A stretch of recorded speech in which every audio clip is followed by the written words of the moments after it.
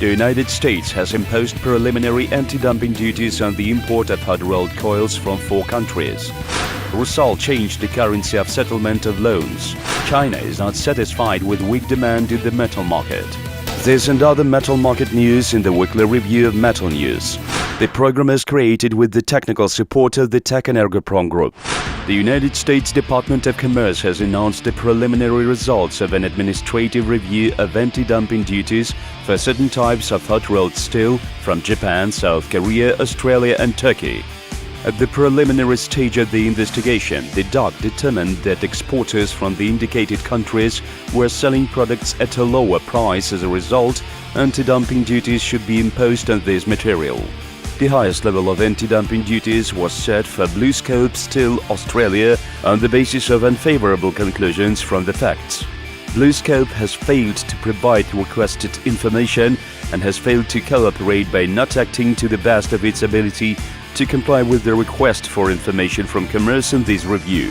The Department of Commerce preliminary determines that Colocaglu Metallurgy AS and Colocaglu Disticaret AS, collectively Colocaglu, did not sell subject merchandise in the United States at prices below normal value during the period of review.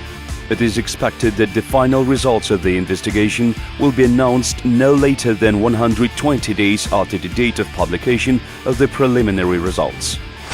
As Plots agency reported, Tata Steel is looking to divest some electrical steel facilities as part of the current merger process between Tata Steel Europe and Techenergoprom, following concerns expressed by European Commission. Tata has electrical steel units in the United Kingdom and Canada, and its potential divestments in this area will prevent overlap with Techenergoprom, Kaushik Chatterjee, Tata's executive director and chief financial officer, told reporters in Mumbai Tuesday. The company has now closed the sale of German aluminium roofing and cladding business Kaltip, he said. In August, UC Rusal of Allegory Pasca obtained the consent of ING Bank to change the settlement currency from dollar to euro on a loan raised until April 6, 2018, when United States sanctions were imposed on the aluminium producer. This follows from a report for the third quarter of Rusal Bratsk, the company's largest plant.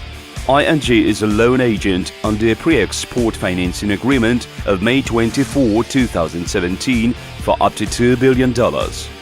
ING Bank agrees to make the necessary changes in the trade documents concluded before April 6, 2018 in order to ensure the ability to make or receive payments on them in euros, the report says. As reported by Reuters, most of the payments and credits EN Plus managed to transfer from dollars to euros and pounds before April 2018, when United States sanctions were imposed.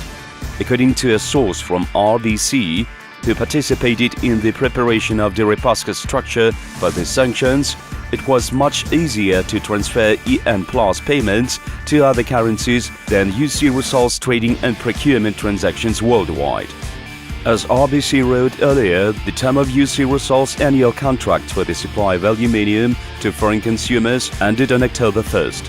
The conclusion of new agreements usually takes place in September-November, Fitch analysts reported.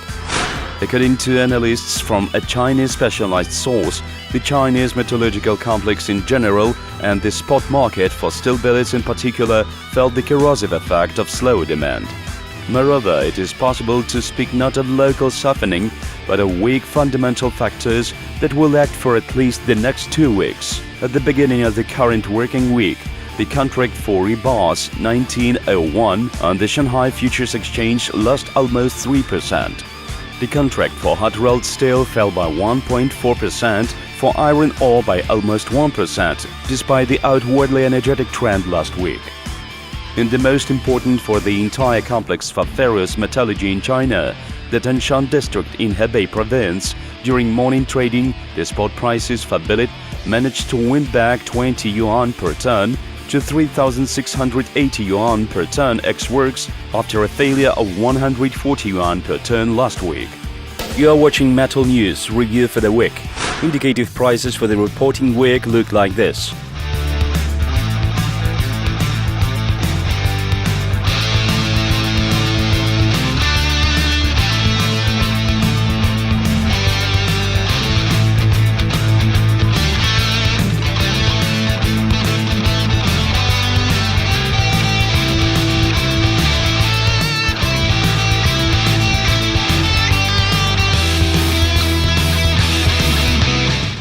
You have watched the weekly review of Metal News.